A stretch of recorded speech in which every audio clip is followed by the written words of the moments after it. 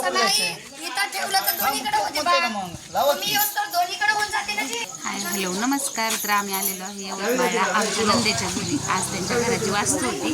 हे आमच्या नंदेचं घर आहे छानपैकी. बघा इकडे नंदूबाई आहेत, ते नंदाबाई आहेत. चाललंय त्यांचं काय काय काय काय असं. आणि हा विदर्भदार हे आमच्या सासूबाई नंदेच्या.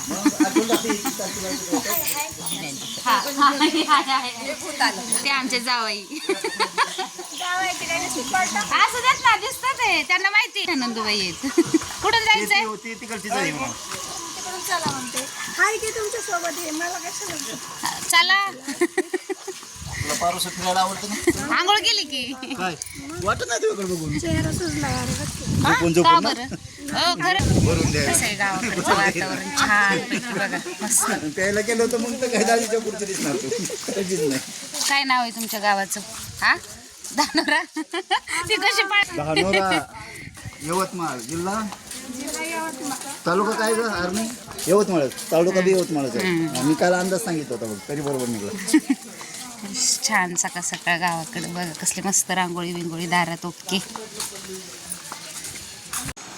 हा आता असं आपला व्हिडिओ काढणं म्हणावं नको काढू 3 महिन्यात नको बाळा नाही दिसत लांब न हे पवन बाबू आहेत. आम्ही त्यांच्या घरी आलोय छानपैकी.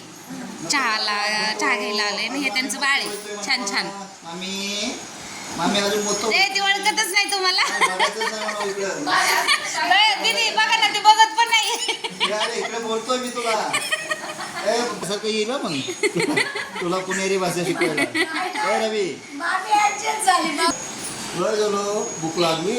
हो भूक लागली.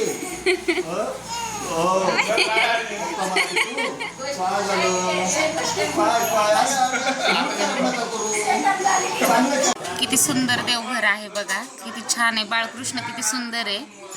आणि असं आहे बघा. हा खूप छान आहे बघा. देवघर किती सुंदर दिसते. मस्त आहे.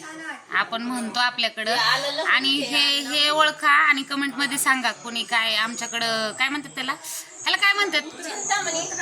उतरण. आपल्याकडे उतरणच म्हणतात पण म्हटलं इथं कुठला वेगळा शब्द आहे का काय? हा तर उतरंडी बघा. हो असं खूप सुंदर आहे.